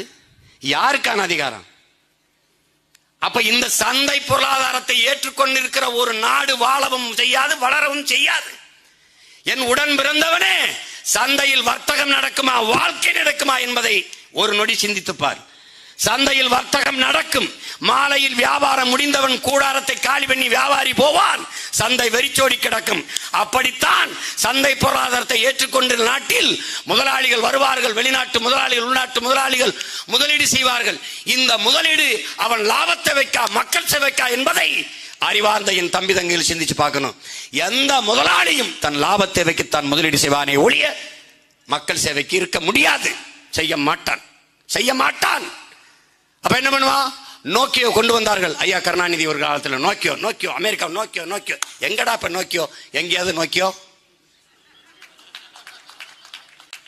வேலூர்ல நான் 6 மாசம் சிறையில் இருக்கும்போது என்னோட 300 தம்பிகள் வந்து இந்த நோக்கியோ நிறுவனத்தில் வந்து வேலை பார்த்த வந்தான். நோக்கியோ மூடிட்டான். ஏன்? வந்து சரி வரல. வாய்ப்பு, வேலை வாய்ப்பு, வேலை வாய்ப்பு. எங்கடாப்பா அவன்லாம்? எங்கேயோ ஒரு ஓரத்துல இருந்து என் பேச்சை கேட்டுட்டு இருப்பான். அவனுக்கு எப்படி தெரியுமா? +2 படிச்சா போதும், 10th படிச்சா போதும். அது இப்ப அதுக்கு எஜுகேஷன் கிடையாது. அவன் என்ன மேல கவர் தயாரிக்கிறது மட்டும் கத்து கொடுப்பான், உள்ள அந்த இது தயாரிக்கிறது மட்டும் ஒண்ணுதான் தயாரிக்க மாட்டான். டிவிஷன் ஆஃப் லேபர் மாதிரி பிரிச்சு பிரிச்சு கொடுப்பான். மொத்தமா செல்போன் தயாரிக்க தெரியாது. இப்ப அவனுக்கு என்ன? இப்ப பாரு, கொரியன் முதலாளி இப்படி கேட்போம், கொரியன் முதலாளி ஏன் கொரியாவில் இந்த கார் தயாரிக்கிற தொழிற்சாலை வைக்கல? ஒண்ணு கேள, அப்படி கேட்டு பாரு, கேட்டு பாரு, ஏன் வைக்கல? ஏன் வைக்கல? 1 டன் எடையுள்ள கார் தயாரிக்க 4,50,000 லிட்டர் தண்ணி தேவைப்படுது. இங்க 2 டன் 3 டன் கார் உள்ள எடையுள்ள கார்கள் தயாரிக்கப்படுது. அப்ப எத்தனை லட்சம் கார்? கண்ணுக்கு தெரியாத உன் நீர் களவு போகுது. இதைத்தான் வெர்ச்சுவல் வாட்டர், மறை நீருங்கிறான். ஐயா நக்கீரன் எழுதினது படிக்கணும். கண்ணுக்கு தெரியாமல் களவு போகும் உன் நீர். 50 லட்சம் கார்கள் ஏற்றுமதி செய்யப்படுது. அப்ப எவ்வளவு தண்ணீர் உன் தண்ணீர் களவு போகுது பாரு. இவன் ஏன்னா அவன் நிலத்தின் நீரை காப்பாற்றி விட்டு நம் நிலத்தின் நீரை சுரண்ட வந்துட்டான். ஒருவேளை நிலத்தடி நீர் இல்லைன்னா கூடாரத்தை கழுவிட்டு போயிடுவான். நீ தெருவில் நிக்க வேண்டியதான். நான் ஹொண்டாயில வேலை செய்யறேன், அப்புறம் வேலை இருக்காது, கள்ளச்சாரத்தை குடிச்சு படுத்து 10 லட்சம் வாங்கி கொடுத்துட்டு போக வேண்டியதான். வேற ஒன்றும் கிடையாது. சிரிக்காதவன் சொல்றான்ல, குடிச்சிட்டு பாட்டில் கொடுத்தா 10 ரூபா, குடிச்சு செத்து பாடையை கொடுத்தா, பாடையில பாடியை கொடுத்தா 10 லட்சம், பாட்டில் கொடுத்தா 10 ரூபா, பாடியை கொடுத்தா 10 லட்சம். இது சிரிக்க இல்லை, சிந்திக்கிறது. இப்ப இந்த ஹொண்டாய் முதலாளி, இப்ப நீ இப்படி பாரு, இவனை நிலத்தடி நீர் எவ்வளவு வேணாலும் உறிஞ்சி கொள்ளலாம். அவனுக்கு மின்தடை இல்லை. ஒரு அரை மணி நேரம் 1 மணி நேரம் மின்தடை ஏற்பட்டால் ஏற்படுகிற ஒரு இழப்பிற்கு, உற்பத்தி இழப்பிற்கு மத்திய மாநில அரசுகள் ஈடுகட்டும், இழப்பீடை ஈடுகட்டும். எப்படி சலுகை கொடுக்குறான் பாருங்க. செய்யற பொருளை, உற்பத்தி செய்யற பொருளை விரைந்து எடுத்துட்டு போக சாலை, நிலத்தடின்னு எவ்வளவு நாள் கொடுத்துக்கலாம். அந்த தொழிற்சாலையை தொடங்க உழைக்கும் அடித்தட்டு மக்கள், வேளாண்குடி மக்கள்கிட்ட எத்தனை ஆயிரம் ஏக்கரும் பறித்து தரப்படும். நல்லா கவனிச்சுக்கணும். இவங்களுடைய வளர்ச்சியை பாரு எப்படி கட்டமைக்கிறான் இது. ஆனால் இவனை எவ்வளவு வேணாலும் உறிந்து கொள்ளலாம் என்று சொல்லிவிட்டு கடல் நீரை 50,000 கோடி முதலீடு செய்து ரிவர்ஸ் ஓஸ்மாசிஸ் முறையில, அமெரிக்க முறையில சுத்திகரிச்சு கடல் நீரை சுத்திகரிச்சு குடிநீர் ஆக்குறான். கடல் சுத்திகரிக்குது, சூரிய ஒளி, கடல் நீராவியாயி மேகம் தூய நீரை கொட்டுது, குடிச்சுக்க குடிச்சுக்க குடிச்சுக்க குடிச்சுக்க குடிச்சுக்கன்னு கொட்டுது. அதை அடுத்த நொடி கடல்ல விட்டு சுத்திகரிக்கிறேன் 50,000 கோடிக்கு. அட பைத்தியக்காரனுக்கு பிறந்த பைத்தியக்கார பயிலா, 50,000 கோடிக்கு எத்தனாயிரம் ஏக்கர்ல நீ எத்தனை ஏரி, எத்தனை குளம், எத்தனை குட்டை, எத்தனை கம்மா, எத்தனை தாங்கள், எத்தனை ஏந்தல், எவ்வளவு கட்டிருக்கலாம்? 50,000 கோடி ஒரு முறைக்கு. இவங்க எத்தனை 50,000 கோடி இதுல? அப்ப எவ்வளவு நீர்த்தேக்கங்களை உருவாக்கி இருக்கலாம்? அப்ப என்ன செய்யறது? இந்த நிலையிலிருந்து அண்ணன் சொல்ற இந்த நிலைக்கு மாறுவதுதான் உண்மையான மாற்றம். முற்றுமுழுதான புதிய சமூகம் படைக்கிறது. அதுதான் மாற்றம், அதுதான் புரட்சி. இப்ப இந்த பொருளாதாரத்தை என்ன பண்ணுவா சீமான்? இந்த சந்தை பொருளாதாரத்தை தூக்கி தள்ளுறான். எவனும் எப்படியோ போ. இங்க பாரு, இங்கிலாந்து பொருளாதார மேதை ஜான் ஆண்டனி ஆலன் எழுதியிருக்கான். இவங்க இந்த ஆசிய கண்டம் தான்டா பணத்தையும் தங்கத்தையும் வச்சு பொருளாதாரத்தை மதிப்பிட்டுக்கிட்டு இருக்கான். எந்த நாடு தங்கம் அதிகம் வச்சிருக்கோ, எந்த நாடு பணம் அதிகம் வச்சிருக்கோ பணக்காரன. ஆசிய கண்டங்கள் தான் அப்படி இருக்குது. ஆனா ஐரோப்பிய நாடுகள் நீர் பொருளாதார கொள்கைக்கு வந்துருச்சுன்றான். எப்படி நீர் பொருளாதார கொள்கை? இந்த பிரான்ஸ் ஆரஞ்சு பழத்தை விளைய வச்சு ஏற்றுமதி செய்யறான். அவன் ஒரு ஆரஞ்சு பழத்தை வச்சுக்கிட்டு இப்படி பாக்குறான்ப்பா, கைக்குள்ள இருக்கு 50 லிட்டர் தண்ணீரை குடிக்குதுப்பா ஒரு கைக்குள்ள இருக்கிற ஒரு ஆரஞ்சு பழம் விளைஞ்சு கைக்கு வர. ஆனா அதை கசக்கி பிழிஞ்சாப்பா அரை கோலை கூட தண்ணி வரலப்பா. என்ன நினைக்கிறான்? ஸ்டாப் இட்டுன்றான். இப்ப நமக்கு ஆரஞ்சு பழம் இம்போர்ட் பண்ணு, நோ எக்ஸ்போர்ட், இம்போர்ட் பண்ணு. ஏன்? என் நிலத்தின் வளம், நீர் வளம் முக்கியம். எந்த நாடு நாசமா போட்டும், என் நாடு நல்லா இருக்கட்டும். அங்க ஏன் நல்ல அப்பனுக்கு பிறந்தவன் தலைவனா இருக்கான். உனக்கு புரியுதா? புரியுதா நான் சொல்றது? இங்க எவனுவா உலகத்தில் எல்லா நாடும் made in Japan, made in China, made in Russia, made in Singapore. ஆனா ஏன் நாடு மேக் இன் இந்தியா. இந்த பொருளாதார கொள்கைக்கு பேரு வாடகைத்தாய் பொருளாதார கொள்கை. கற்பப்பை என்னது, வயிறு என்னது, சுமப்பது நான், புள்ள என்னது இல்லை, நான் பெத்தவனும் வாங்கிட்டு போயிடுவேன். புரியுதா? இதை விடலாம் எளிமையா உனக்கு விளக்க முடியாது. இதெல்லாம் கேட்டு எனக்கு ஓட்டு போடுவாயின்னு நான் நினைச்சு பேசல ராஜா, உருப்படுவாயின்னு நினைச்சு பேசுறேன். புரியுதா? போடு, நீ என்ன என் தங்கச்சி தோக்கடிச்சா? மயிரே போச்சு, சொத்தை வித்துட்டு கிளினிக் வச்சு கொடுத்து வேலையை பார்த்துட்டு கல் என்னைக்கா வருவான். அப்போ என் தங்கச்சிட்ட ஓசியா ஊசி போட்டு வருவீங்களா, ஓட்டு போட்டியான்னு அப்போ கேட்குமா, ஓட்டு போட்டியா? இப்போ ஒரு அளவுக்கு தானே கத்த முடியும். எங்களை என்ன கோயிலுக்கு நேர்ந்து விட்ட காலை நெஞ்சுக்கிட்டு இருக்கியா நீ? உங்களை பெத்த மாதிரி தான் எங்கள் ஆத்தால பொண்ணும் பெத்தேன். என்ன பண்றது? எல்லா டாக்டரும் சொல்றான் சத்தமா பேசாத ஜீமான், சாப்பிட்டா பேசு சாப்பிட்டா பேசுன்னு. அப்ப நான் எங்க ஐயா தங்கச்சி மாதிரி, என்ன நேயர்கள இந்த இடைத்தேர்தல்ல இப்படி பேசுனா என்ன பண்ணுவீங்க? எங்க ஊர்ல என்ன தெரியுமா சொல்லுவான்? ஏப்பா சீமா, என்னப்பா செத்தவங்க கையில வெத்தலா குச்சி சத்தமா பேசப்பா, வாங்கி பேசப்பா. எங்க ஊர்ல எல்லாம் முன்னு என்னப்பா கொஞ்சம் கொஞ்சம் சத்தமா பேசப்பா அப்படிம்பா. அது அது அது வேற கதை. அது இப்ப அவன் என்ன சொல்றான், சீனால வந்துப்பா பன்னிக்கறி விரும்பி சாப்பிடுறான். 1 கிலோ பன்னிக்கறி மேசைக்கு வரப்பா 8500 லிட்டர் தண்ணீரை குடிக்குதுப்பா 1 கிலோ. ஸ்டாப் இட்டுன்ட்டான், பன்னிக்கறி இம்போர்ட் பண்ணு. ஏன்? அவன் நாடு அவன் வளமா பார்த்துக்கணும்னு நினைக்கிறேன். அப்ப நம்ம என்ன செய்யணும்? அண்ணன் எப்படி நம்ம இதை மாற்றணும். அதுக்கு பேர் தான் மாற்றம். இந்த மாற்றத்துக்கு பேரு புரட்சி. புரட்சி என்பது தலைகீழ் மாற்றம். அவன் கத்திக்கிட்டு இருப்பான், இந்த பாலிசியை எதிர்க்கிறார்கள், போப்பாங்கிட்டு போப்பா. அவன் கேட்பான், இந்தியாவுக்குள்ள நான் இந்தியாவுக்குள்ள தான் இருக்கனான்னு கேட்கணும். இவள் நாள் இருந்தனா? அப்ப இருக்கனா? இவன் நாள் இருந்தன்னா செத்து விழுந்த மீனவனை இந்திய மீனவன் ஒரு தடவை நீ சொல்லலையே, தமிழ் மீனவன். எங்க ஆளு கார்த்திகை பாண்டியவன அங்க ஒரிசாவில் ஆள, அவன் தமிழன்ட்ட. அப்ப நான் என்ன பண்ணுவேன்? ஆமா நான் தமிழன்ட்டேன். செத்து விழுந்தவன் இந்திய மீனவன் சொல்லல, தமிழ் மீனவன். ஆமா நான் தமிழ் மீனவன்ட்டேன். தட்சாலி வரானார், ஆமா நான் தமிழன்ட்டேன். அதுல என்ன உனக்கு? இந்தியாவில் நான் இருந்தா காவிரி தண்ணிக்கு ஏன் நான் முட்டிக்கால் போட்டு கையேட்டி நிக்கணும்பா? அப்பெல்லாம் நீங்க எங்கப்பா போனீங்க? இந்த சோகால்டு இந்தியர்ஸ், சோகால்டு இந்தியன்ஸ் எங்க போனீங்க? எங்க போனீங்க? தண்ணி கேட்கும் போது அடிச்சு விரட்டி, எங்க ஆத்தால அப்ப மயசவத்தவன அடிச்சு விரட்டி முட்டிக்கால் போட்டு அரை நிர்வாணமாக்கி சொந்த நாட்டுக்குள்ளே மூட்டை முடிச்ச கட்டிக்கிட்டு அகதியா வரும்போது நக்கிக்கிட்டு இருந்தீங்களா? என்னத்தை புடிங்கிட்டு இருந்த நீ? ஒரு நாள் ஒரு பொழுது அங்க நான் உட்காரும் போது இந்த ஆட்டத்தை எல்லாம் நீ காட்டிடுறா பாக்குறேன். நல்ல ஆத்தால பொண்ணு பிறந்தவன் நீ காட்டிடுறா பாக்குறேன். நீ காட்டிரு பாப்போம். அது அப்படி ஒரு ஆள் இருக்கணும்ல. எங்க பெரியவர்கிட்ட கேட்கிறாங்க, உங்களுக்கு கோபம் வருமானு? என் இனத்துக்கு எதிராவது பேசி பாரு, செஞ்சு பாரு, அப்ப தெரியும் என் கோபம்ன்றது. அவன் பிள்ளைய நாங்க எப்படி இருப்போம் பாரு. சும்மா போட்டு இந்த கொள்கையை தகர்க்கணும்.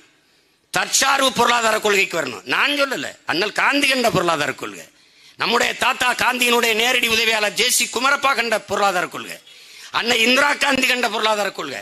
தற்சார்பு பொருளாதார கொள்கை தான் ஒரு நாட்டின் எதிர்காலத்திற்கும் பாதுகாப்பிற்கும் நல்லது என்று சொன்னது அம்மையார் இந்திரா காந்தி. இந்த மொழி என் தாத்தன் காமராஜுக்கு தெரியல. இவர்கள் படித்தவர்கள், என் பாட்டன் படிக்கல, என் தாத்தன் படிக்கல. சென்னை மெரினா கடற்கரையில் மாநாட்டில் பேசுறாங்க. என்ன பேசுறான்? ஏப்பா ஊரான் நாட்டில் போய் சோத்துக்கு கையேந்திரதுக்கு அப்பா போராடி சுதந்திரம் பெற்றோம். கூழோ கஞ்சியோ என்ன இருக்கோ குடிச்சிட்டு நிம்மதியா படுப்போங்கிறான். இதான்டா தற்சார்பு. இதான் தற்சார்பு. நீ ரொம்ப நாள் வேணாம், ஒரே ஒரு பீரியடு 5 முறை 50 ஆண்டுலாம் இவங்களுக்கு 5 ஆண்டு என்று கொடு. தற்சார்புனா என்னன்னு தெரிஞ்சுக்க. மாடு நான் வளர்க்குறேன், உழவு மாடு வளர்க்குறேன், அதை வச்சு உழுகிறேன், அவன் என் தோழன். ரேஷன் கார்டில் மாடை சேர்த்த பரம்பரைடா நம்ம. ரேஷன் கார்டில் மாடு வச்சுது. குடும்ப படம் எடுக்கும் போது, இன்னுமா எங்க வீடுகளை காட்டுறேன், குடும்ப படம் எடுக்கும் போது எங்க மாடு பக்கத்தில் நிற்கும். ஏன்னா எங்கள்ல ஒருத்தன் அந்த மாடை வச்சு நான் உழவு செய்வேன். அவன் உழவு செய்வான், டிராக்டர் கீரும், கலப்பை உழும். ஒரு மனிதன் 60 கிலோ எடை உள்ள மனிதன் நடக்கிற இடத்துல எதுவுமே முளைக்காது. கட்டிவட்ட தரையில புல்லுதான் முளைக்கும், நெல்லு முளைக்காது. தக்காளி, வெண்டைக்காய், கத்திரிக்காய், மிளகாய் செடி முளைக்காது. எங்க அப்பா சொல்றாங்க, நம்மாழ்வார், நடக்கிற இடத்துல விதைக்காத, விதைக்கிற இடத்துல நடக்காத. இதுதான் கோட்பாடு. இப்போ டிராக்டருங்கிறது 60 கிலோ எடை இருக்கிற மனிதன் நடக்கும் போதே அந்த இடத்துல எதுவும் முளைக்காதுன்னா, 3-4 டன் எடை இருக்கிற சக்கரத்தை வச்சுக்கிட்டு உருட்டினா என்ன முளைக்கும் பாரு. மண்ணு கட்டி விட்டு போகும், கீறி விடும். ஆழ உழுவதை விட அகல உழுவதை விட ஆழ உழுவது மேல்னு முன்னோர் சொன்னது. படிப்பறிவை விட பட்டறிவு மேலானது என்பதை நீ புரிஞ்சுக்கணும். ஆடிப்பட்டம் தேடி விதைன்னு சொன்னவன் பகுத்தறிவாதி. மாங்காய் காய்ச்சா மங்கும், புளியங்காய் காய்ச்சா பொங்கும்னவன் பகுத்தறிவாதி. பகுத்து அறிகிறான், பட்டு அறிகிறான். படிச்சு அறியல, பட்டு அறிகிறான். படிப்பறிவை விடவும் பட்டறிவு மேலானது. படிப்பறிவு மறந்து போகும், பட்டறிவு மறக்காது. அது நல்லா கவனிச்சுக்கணும். அப்ப கலப்பை வச்சு நான் உழுவான், என் கூட வருவான். நான் என்ன பண்ணுவேன், அவன் விளைய வச்ச நெல் இருக்கும், அவன் அறுத்து கொண்டு வருவேன். அவன் வண்டியில் தூக்கிட்டு வந்து போடுவான், அடிப்பேன், புனையலுக்கு பத்துவான், காலால் மிதிச்சு விடுவான், அந்த வைக்கோலை வைப்பேன், அவனுக்கு ஏற. அப்புறம் இந்த பாருங்க, அதுதான் அப்பா சொல்றாரு, அடி காட்டுக்கு நுனி, அடி காட்டுக்கு நடு மாட்டுக்கு நுனி வீட்டுக்குன்னு. இப்ப அடி இருக்கு, நுனி இருக்கு, நடு இல்ல. குட்டை பயிரா கொண்டாந்துட்டேன். ஏன்? மாட்டுக்கு தீவனம் கூட. மாட்டுக்கு தீவனம் தான் மாடு வளர்ப்பான். மாடு வளர்த்தா உழவு எந்திரம், டிராக்டர் வியாபாரம் ஆகாது. அப்ப தற்சார்பு பொருளாதாரத்தில் இருப்பான் விவசாயி. அவன் மாட்டை அழிக்கணும். பல ஆயிரக்கணக்கான மாடுகளை வாங்கி டிராக்டர் சந்தைப்படுத்துறதுக்கு வெட்டி புதைச்சிருக்கான்னா உன்னால் நம்ப முடியுதான் பாரு. மாடு தான் ஐயா ஜேசி குமாரப்பட்ட டிராக்டர் நல்லா உழுகும்னு. நல்லா உழுகும், சாணம் போடுமான்னு கேட்டிருக்காரு. கேட்டிருக்காரு, சிரிக்காத. அது எவ்வளவு அறிவுபூர்வமான கேள்வி. எங்காலும் சாணம் போடுவான். இந்த சீம பசு போடுறது உரமாகாது. நீ எங்காலும் நாட்டு மாடு சாணம் போடுதல, காலையில் போய் பாரு, பூச்சி வண்டு இருக்கும். இந்த சீம பசு சீம மாடு போடுதல, அதை போய் பாரு, அப்படியே காத்துல காஞ்சி பறந்து போயிடும், உரமாகாது. எங்க நாட்டு மாடு கண்ணுக்குட்டி போடும், அவுத்து விடு நிக்காது. அவன் கண்ணுக்குட்டி போடுவான், அவுத்து விடு நகராது. சிரிக்காத பிளீஸ், சோதிச்சு பாரு, ஒரு தடவை சோதிச்சு பாரு, அண்ணன் சொல்றேன்ட்டு. அப்ப என்ன தெரியுது, இவன் உழுவான், புனையில் அடிப்பேன், நெல் எடுத்துட்டு போவேன், அவிப்பேன், அரைப்பேன், தவிடு அவனுக்கு, அரிசி எனக்கு.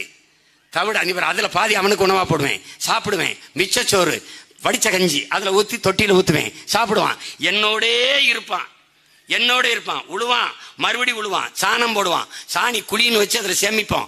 6 மாசத்துக்கு அப்புறம் மக்கி போய் உழவுக்கு முன்னாடி அவனே வண்டியில் தூக்கிட்டு வருவான், வெட்டி கொண்டு வயல்ல வீசுவோம், உரம். இது இந்த சுழற்சி முறை இருக்குல்ல, இதுதான் தற்சார்பு. இதுக்குள்ளேயே இருக்கும். புரியுது நினைக்கிறேன். அவனே என்னோட உழைப்பான், அவனே உரம் தருவான், எல்லாம். அதுதான் தற்சார்பு. அந்த வாழ்க்கை முறையை தகர்த்தான். அதுக்கு தான் என்ன பண்ணா, நாட்டு மாடு இருக்கிற வரை, உழவு மாடு இருக்கிற வரை உழவு எந்திரம் டிராக்டர் விற்பனைக்கு வராது, அதனால அதை அழிக்கணும். அதுக்கு தான் ஜல்லிக்கட்டுக்கு தடைன்னு வந்தான். வேற ஒண்ணும் இல்ல. நல்லா கவனிச்சுக்கணும். இப்போ இந்த இயற்கை உரம் என்பது இயற்கை வேளாண்மைங்கிற, ஆடு மாட்டு கழிவு இல்லாத இயற்கை உரம் என்ன உனக்கு ஏது? இயற்கை விவசாயம் சொல்ற வெக்கமா இல்ல? விவசாயமே இயற்கை தானே. அப்ப ஏதோ செயற்கை வந்திருக்கு. என்ன? 2ஆம் உலக பொருளை வெடிக்காத வெடியுப்புகளை எல்லாம் உரமாக்கினான், மிச்சத்தை பூச்சி மருந்துன்னா. அவன் பாரு, இந்த வெடியுப்பை கொண்டாந்து உரம்னு வித்தான். அதை இங்க இருக்கிற வேளாண் கல்லூரிகள் தலைவர்கள் எல்லாம் அவர்களை கையாளுகளா வச்சுக்கிட்டு வித்தான். நம்ம நெல் இந்த 110 120 குழி பறிச்சா அந்த இதெல்லாம் இருக்குல்ல, கரடஞ்சம்பா மாப்பிள்ளை சம்பா, அதெல்லாம் விளைய மாட்டேங்குது இந்த உரத்துல.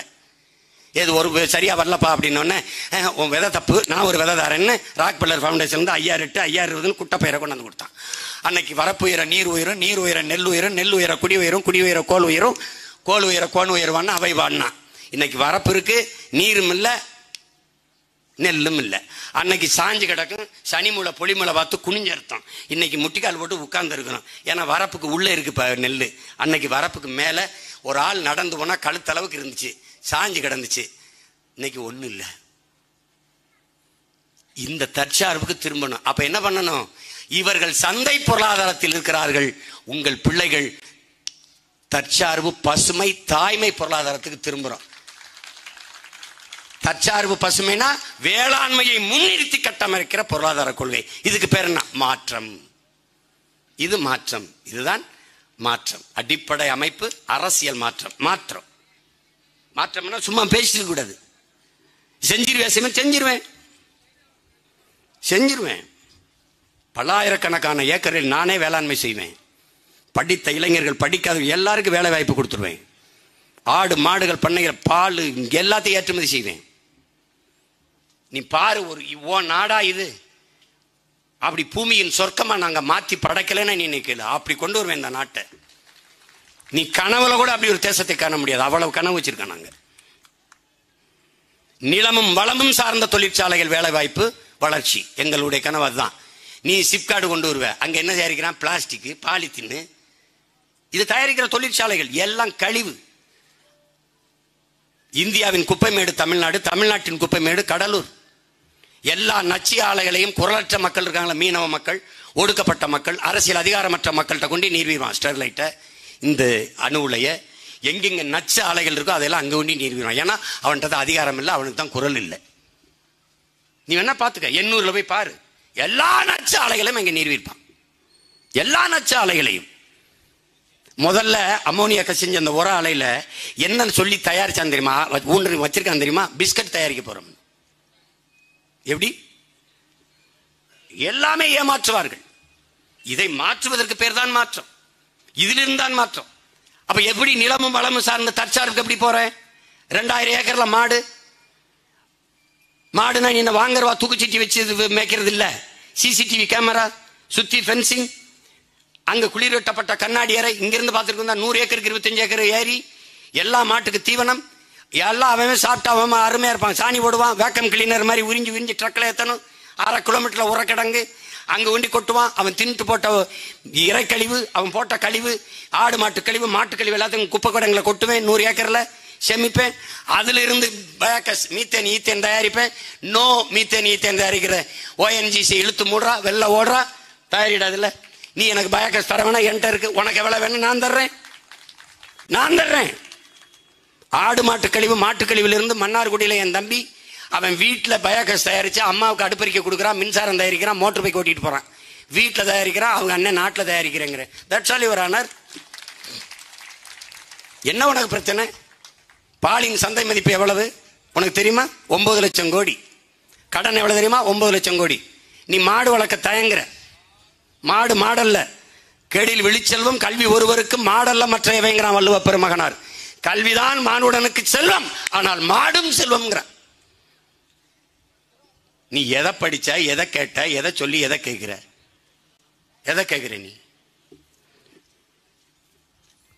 நீ தற்சார்பு பொருளாதாரத்துக்கு வரணும். எல்லாவற்றுக்கும் பிரிதொரு நாட்டை சார்ந்திருக்க கூடாது. ஓ நாடு பாரு, பாதுகாப்பு கருவி, துப்பாக்கி ஆற்ற வாங்குது, பீரங்கி ஆற்ற, போர்க்கப்பலை ஆற்ற, ரபேல் விமான ஆற்ற வாங்குச்சு.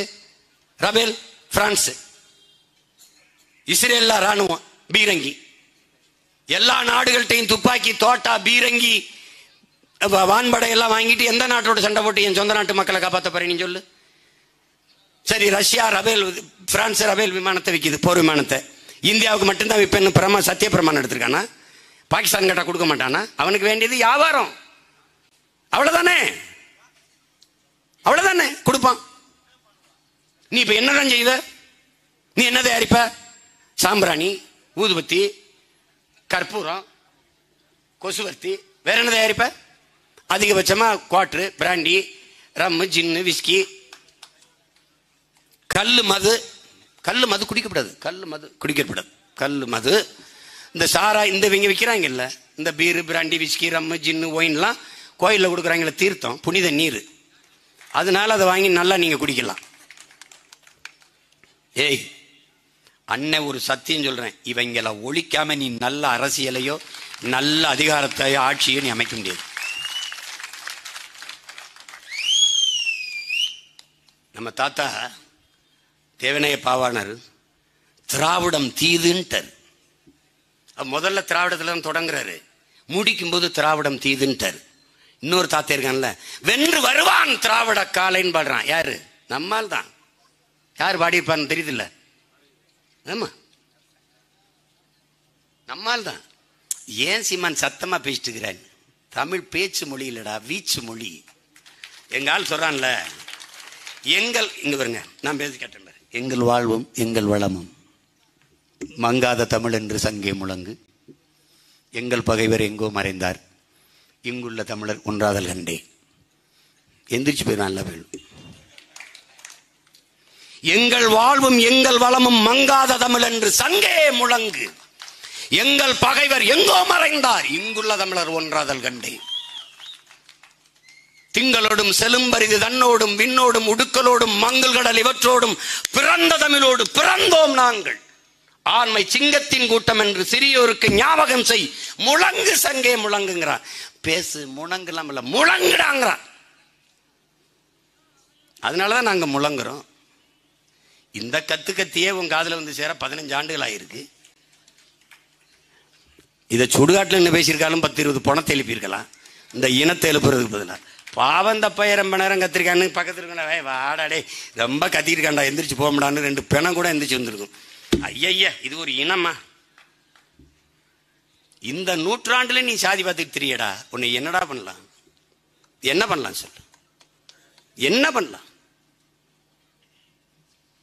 சமயவெறி, கடவுள் வெறி, கண்ணல் நிகர் தமிழுக்கு நோய் நோய் நோயே, இடை வந்த சாதி எனும் இடர் ஒளிந்தால் ஆள்வது நம் தாய் தாய் தாயேங்கிறார் புரட்சி பாவலர்.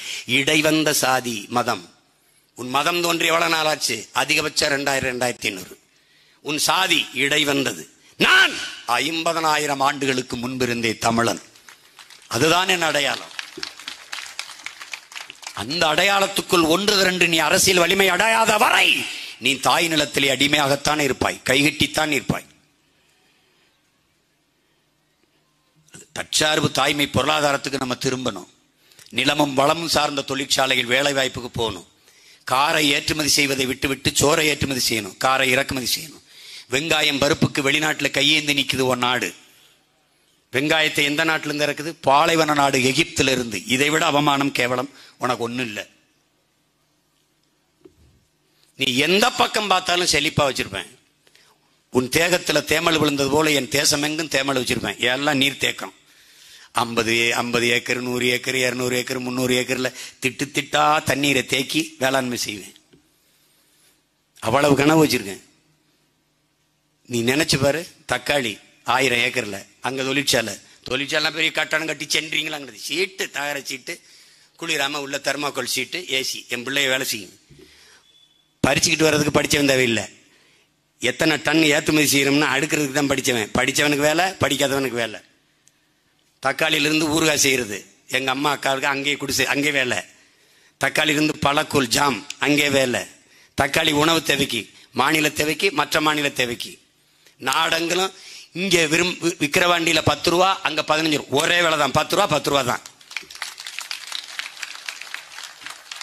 நீ என்னென்ன பாடுபடுத்துறேன்னு நீ பாரு, எப்படி மாத்துறேன்னு பாரு. அதான்டா மாற்றம். அதான்டா இந்த அநீதிகளால் கட்டமைக்கப்பட்ட சமூகத்தை தகர்த்து புதிய சமூகம் படைகிறது. அதுதான் குறிஞ்சி அங்காடி, மருதம் அங்காடி, நெய்தல் அங்காடின்னு நான் விற்கிறேன்னா இல்லையா? அவர் தெருவில் அரசே விற்பேன். இந்த ஸ்விக்கி ஸ்மோட்டோலாம் ஸ்டாப் இட், நாங்களே பண்ணுவோம். Uber ஓலாலாம் stop. உலான்னு அரசே நடத்தும், அரசே நடத்துவேன். போப்பா அங்கே வெளில பாப்பா. என் ஆள் படித்த பிள்ளைகள், நீ இன்னும் அவ்வளோ சோம்பேறி ஆகிட்ட, உனக்கு வீட்டில் ஒன்றாந்து தரணும் அவ்வளோதானே. நீ அடிச்சுன்னு வச்சுக்க, என் ஆள் நிற்பா நெய்தல் அங்காடியில் மீன். அப்பா எனக்கு வஞ்சிர மீன் 1 கிலோ. அம்மா முகவரிமா எழுதிக்குவான். அரை மணி நேரத்தில் எங்கள் ஆள் வந்து கதவுல ஒன்றா தட்டி கொடுத்துருவான். காசு வாங்கிட்டு வந்துடுவான்.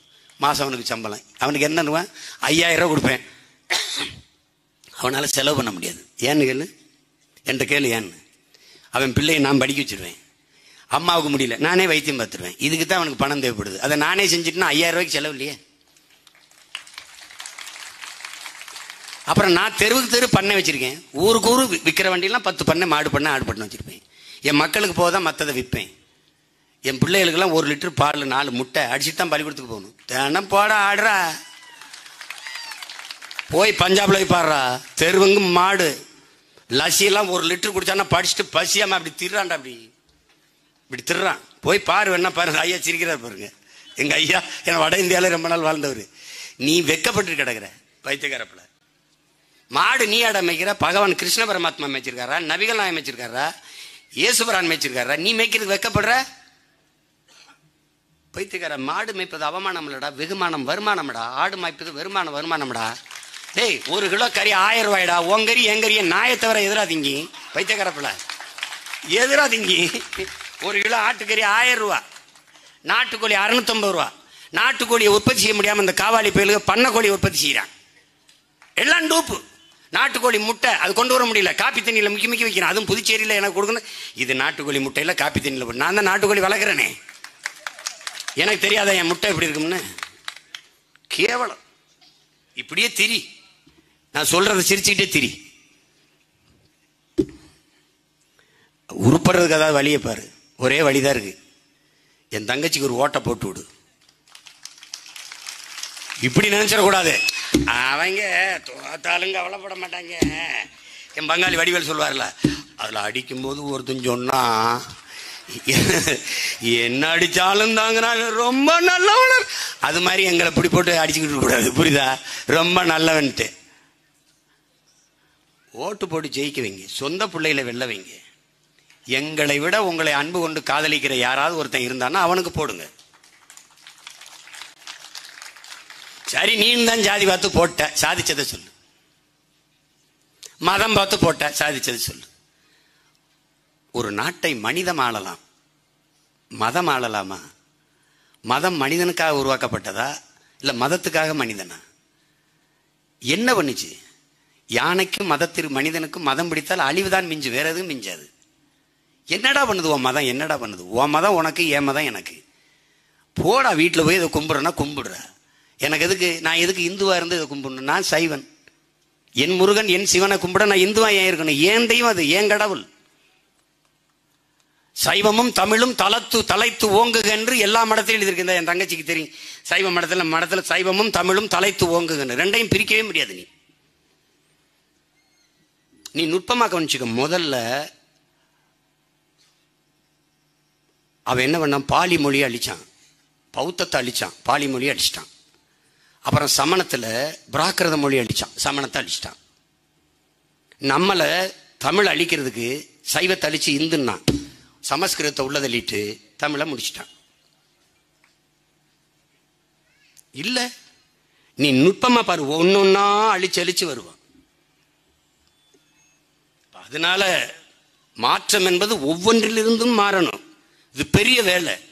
அதனாலதான் அண்ணன் சொல்றேன், திரும்ப திரும்ப சொல்றது காரணம், மாற்றம் என்பது சொல்லல்ல, செயல். புரட்சி என்பது ஒரு தலைகீழ் மாற்றம் என்று சொல்வதற்கு காரணம் அதுதான். அப்படி ஒரு தலைகீழ் மாற்றத்தை ஏற்படுத்த முடியும் நம்மால். நாம் மிகப்பெரிய கனவை கொண்டிருக்கோம். அதனாலதான் நம்ம தனிச்சு நிக்கிறது காரணம். தனிச்சு நின்று வென்றால் தான் நான் நினைக்கிறது செய்ய முடியும். LKG UKG no. அப்ப என்ன செய்வான்? அரும்பு மொட்டு மலர் என்னுடைய பாடத்திட்டம். இப்ப எப்ப சேப்பா சீமான்? உலகத்துல கல்வியில தலை சிறந்த நாடுதரா தென்கொரியா. எப்படா பிள்ளைய சேர்க்கிறான்? 8 வயசுல. இந்த பரதேசிக்கு பிறந்த பரதேசி பயல்களுக்கு 8 வயசுல என் பிள்ளைய புது எக்ஸாம், பப்ளிக் எக்ஸாம் எழுத சொல்றான். உங்கள் டேய் ஐயோக்கியப்படா. நான் என்ன பண்றேன்? 6 வயசுல என் பிள்ளைய ஒன்னா சேர்க்கிறேன். 8 வேணாம், இதுவும் வேணாம், நான் 6 வயசுல சேர்க்கிறேன். இப்ப என்ன பண்றேன்? அரும்பு மொட்டு மலர், நோ லெசன்ஸ், நோ சப்ஜெக்ட்ஸ் வச்சிருவேன். ஆசிரியர் என் பிள்ளைய பள்ளிக்கூடம் வந்து விட்டுறணும். 3 வயசுல இருந்து 6 வயசு வரைக்கும் அவன் பாட்டுக்கு இருப்பான். அவனை விளையாட விடுவேன். மியூசிக் வச்சிருப்பேன், பந்து வச்சிருப்பேன், எல்லாம் வச்சிருப்பேன், எல்லா பொருளும் வச்சிருப்பேன். என் பிள்ளை எதை போய் எடுக்கிறான் ஆசிரியர் குறிக்கணும். வீடியோ வச்சிருப்பேன்ல, அந்த சிசிடிவி வச்சிருப்பேன்ல. 6ஆம் வகுப்புல அந்த 6 வயசுல ஒன்னாப்பு சேர்க்க வரும்போது பசுஞ்சோலை பள்ளியில் இந்த பள்ளிக்கூடத்தெல்லாம் டெஸ்ட்ராய்ட் பண்ணிடுவேன். இது கக்குசு கூட நல்லா இருக்கும். இது வேண்டாம். இவன் சமாதிய 5 ஸ்டார் விடுதி மாதிரி கட்டியிருப்பான், பள்ளிக்கூடத்தை சமாதி மாதிரி வச்சிருப்பான். அப்படி கிடையாது. எல்லாம் இடிச்சிட்டு பசுஞ்சோலை பள்ளிகள், விளையாட்டு திடல், கழிவறை எல்லாம் வச்சு என் பிள்ளைகளுக்கு அங்கே தக்காளி கிக்காளி எல்லாம் வச்சு அழகா பறவைகள் சிட்டுகள் எல்லாம் வளர்த்து அப்படி வச்சு ஒரு மாதிரி பண்ணி காட்டுறேன். ஒரு 5 வருஷம் கொடுறேன். அங்க பாரு இப்ப பாரு என் பிள்ளை படிப்பான் பாரு. ஆசிரியரும் பெற்றோரும் 6 வயதுல ஒன்னாப்பு சேர்க்கும்போது ஒரே மாதிரி சான்றிதழ் கேட்பேன். என் பிள்ளைக்கு என்ன பிடிக்குது? ஐயா அவனுக்கு பாடுறது பிடிக்குது, பாடுறதா அவனுக்கு கல்வி போடு. ஐயா நீ கடைசி வரைக்கும் பாடணும்யா. அருமையான பாட்டு வாத்தியார்களை வச்சு, இசை மேதைகளை வச்சு இசையை கற்றுக் கொடுத்துக்கிட்டே இருப்பேன். தமிழ் பாடம், இங்கிலீஷ் பாடம், வரலாறு பாடம், அறிவியல் பாடம், புவியியல் பாடம், எல்லாம் துணை பாடம் தான். எல்லாம் கத்துக்குருவான். எல்லா பாடத்திலையும் தோத்துட்டாங்க. பாடுறதுல சிறப்பா இருக்குங்க, பாஸ் ப்ரொமோட். அதுல தோத்துறக்கூடாது, ஃபெயில் பண்ணிடுவேன். ஏன் இது நான் சொல்லல, வீரத்துறவி விவேகானந்தர். ஒவ்வொரு மனிதனுக்குள்ளும் தனித்த பேராற்றல் மறைந்திருக்கிறது. அதை கண்டுணர்ந்து வெளிக்கொணர்வதற்கு பெயர்தான் கல்விங்கிறான். அதுதான் என்னுடைய கல்வி. இப்ப புரியுதா? நீ எங்க ஐயா இளையராஜாவை விட ஈடு இணைற்ற இசை மீது இந்த உலகத்தில் இதுவரைக்கும் இருந்திருக்கானா? இருக்க போறானா? இல்ல. தம்பி என் அருமை சகோதரன் இல்லை ஏஆர் ரஹ்மானை விட இருக்கானா? இல்ல. சச்சின் டெண்டுல்கர் கூட சாதிச்சவன் இருக்கானா? எங்க ஐயா நடிகர் திலகத்தோட புகழ் பெற்றவன். இந்த பாரு, உலகத்தில் நோபல் பரிசு பெற்ற அத்தனை பேரும் ஒரு துறையில் மேதையா இருந்தவன் தான். அப்படிதான் எங்க ஐயா அப்துல் கலாம், அப்படிதான் மயில்சாமி துறை, அப்படிதான் இந்த நாட்டில் சாதிச்ச எல்லாரும் அப்படித்தான். ஒரே ஒன்றில் கூர்மையா போக்கஸ் பண்ணவன் தான். அப்படித்தான். அதை தான் நீ செய்யணும். எங்க அப்பா இளையராஜாவை பாரதி ராஜா மாதிரி படம்னு சொல்லக்கூடாது, எங்க அப்பா பாரதி ராஜாவை இளையராஜா மாதிரி மியூசிக் போடுன்னு சொல்லக்கூடாது. ஆனால் 2 மேதைகள் ஒவ்வொரு துறையிலும் ஒன்று. அவரவர் அந்த தனித்திறன் ஆற்றல் அதை வளர்த்தெடுக்கணும். அதான்டா கல்வி. அன்னை இவருக்கு ஓடுறது பிடிக்குது, ஓடிக்கிட்டே இருறா. நான் தான் முட்டை, பால், சோறு, நெய் எல்லாம் வச்சிருக்கேனே. அவனுக்கு அதை பத்தி கவலைப்படாத. விவசாயம் நான் தான் விளைய வைக்கிறேனே, நான் தான் வேளாண்மை செய்யறேனே. அவனுக்கு என்ன பசி? சாப்பிட்றா. கீரை வேணுமா கீரை இருக்குடா, மீன் வேணுமா மீன் இருக்குடா, நாட்டுக்கோழி வேணும் நாட்டுக்கோழி இருக்குடா, வேற என்ன வேணும் மாட்டுக்கறி சாப்பிட்றா, ஆடுறா, ஓடுறா. ஒரு உசேன் போல்ட்டு நான் பல ஆயிரம் உசேன் போல்ட்டை உருவாக்கி விட்டுருவேன். அடுத்து என்ன அவனுக்கு என்ன பிடிக்குது? மருத்துவம் படிக்கணுமா? ஐயா மருத்துவமே படியா போயா. பொறியாளரியா. வேற என்ன? இசை பிடிக்குதாயா? இசையே கத்துக்கையா. தனித்திறன் கல்வி, மற்றதெல்லாம் துணை பாடம். நீ இங்கிலீஷ் படிச்சவன்னா இங்கிலீஷ் பேசிட்டா படிச்சவன் நினைக்கிற. வா என்னோட மகாபலிபுரத்துக்கு. பாசி விற்கிறாள் ஒரு தங்கச்சி, அவள்கிட்ட பேசிப்பாரு. வெள்ளைக்காரனே திணறான். No this is fix, no பார்கைனி. அவன் திணறாங்க. பாசி வச்சுக்கிட்ட வெள்ளைக்காரி 18 லாங்குவேஜ் பேசுறா. கன்னடம், தெலுங்கு, கொங்கினி, உருது எல்லாம் பேசுறா. மொழி எப்படா அறிவாகும்? அது லாங்குவேஜடா, நாட்ட நாலேஜரா. ஏண்டா பைத்தியக்காரங்களை இப்படி போட்டு அலையிறிய? கலப்பை கண்டுபிடிச்சவன், தூண்டி முள் கண்டுபிடிச்சவன், கோடாரி மண்வெட்டி கண்டுபிடிச்சவனோட உலகத்துல பெரிய விஞ்ஞானி இல்லடா. அவன் எந்த பல்கலைக்கழகத்திலும் பட்டம் வாங்கலடா. ஏண்டா அப்படி போட்டு அறிவுக்கும் கல்விக்கும் குழப்பிட்டு அலையாதரா. சை கர்மம். படித்தவன் தான்டா அதிகமாக லஞ்சம் வாங்குறான்.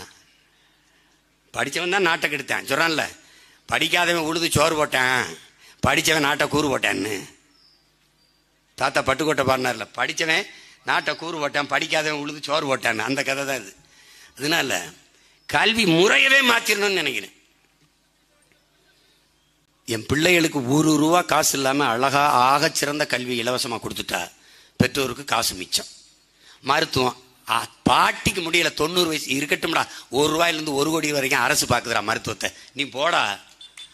அவ உன் தாயிலடா, தேசத்தின் தாயிடா, தமிழ் தேசினத்தின் தாயிடா. நீ போடா, பார்த்துக்கணும்டா. முடிஞ்சு. எதுக்கு பணம் செலவாக போகுது? இது 2க்கு தான் நம்ம மக்கள் கொட்டி அழுகுது காசை. அதுக்கப்புறம் உனக்கு சாப்பாட்டுக்கு அரிசி கவலை இல்லை, காய்கறி கவலை இல்லை, ஏன்னா நாமளே விளைய வைக்க போறோம். அப்புறம் பூமியின் நீடா செத்த பிறகு சொர்க்கம் தேடுற, வாழுகிற பூமியை சொர்க்கமா படைக்க முடியும் நம்மளால. விவேகானந்தர் சொல்றாருல, உயிரோடு இருக்கும்போது சோறு தராத சாமி, செத்த பிறகு எனக்கு சொர்க்கம் தரும் நான் எப்படி ஆசை நம்புறதுன்றார்ல. அதெல்லாம் வேற. வாழுகிற பூமியை சொர்க்கமா படைப்போம். இன்னொரு தலைமுறை, நமக்கு பின்பு வருகிற தம்பி தங்கிகள், அவர்கள் சந்ததி வாழ்வதற்கான பூமியாக இதை வைத்து விட்டு போகணும். அதுதான் மாற்றம். அதற்கு நீங்கள் செய்ய வேண்டியது ஒரே ஒரு ஓட்டு. என் அன்பு தங்கை அபிநயா பொன்னிவளவனுக்கு மைக் சின்னத்தில் வாக்கு செலுத்தி நீங்கள் வெற்றி பெற செய்யணும். அவ்வளவுதான். நீ எங்களை சாகடிச்சிட்டு சாதியை காப்பாற்றணும்னு நினைச்சின்னா நான் ஒன்றும் பண்ண முடியாது. இவ்வளவு பேசி நீ அதெல்லாம் கவலை இல்லை, எனக்கு சாதி தான் முக்கியம்னா நல்ல போடு. நீ என்ன திராவிட கோட்பாட்டுக்கு போடுறியா, திராவிட மாடலுக்கு போடுறியா, அவன் கொடுக்குற 15,000க்கு போடுறியா? எதுக்கு போடுற? எதை வேணாலும் இழங்க, உங்கள் தன்மானத்தை இழந்துடாதீங்க. ஓட்டுக்கு காசு வாங்கிக்கிட்டு நீங்க ஓட்டு போடுறது என்பது மாபெரும் தன்மான இழப்பு, தமிழ் பேரினத்திற்கான பெருத்த அவமானம். அதை மாற்றுங்கள் என் உடன் பிறந்தவர்களே, பேரன்புமிக்க என் பெற்றோர்களே. உங்கள் மதிப்புமிக்க வாக்கை உங்கள் பிள்ளைகள், எளிய பிள்ளைகள் எங்களுக்கு தந்து எங்களை வலிமையான அரசியல் ஆற்றலாக மாற்றுங்கள். அதுதான் இந்த மண்ணுக்கும் மக்களுக்கும் நாட்டிற்கும் நாட்டு மக்களின் எதிர்காலத்திற்கும் நல்லது என்பதை நினைவில் வைத்துக் கொண்டு வருகிற ஜூலை 10ஆம் தேதி நடக்க இருக்கிற வாக்குப்பதிவிலே என் அன்பு தங்கை அபிநயா பொன்னிவளவனுக்கு ஒளிவாங்கி சின்னத்திலே வாக்கு செலுத்தி வெற்றி பெற செய்யுங்கள்.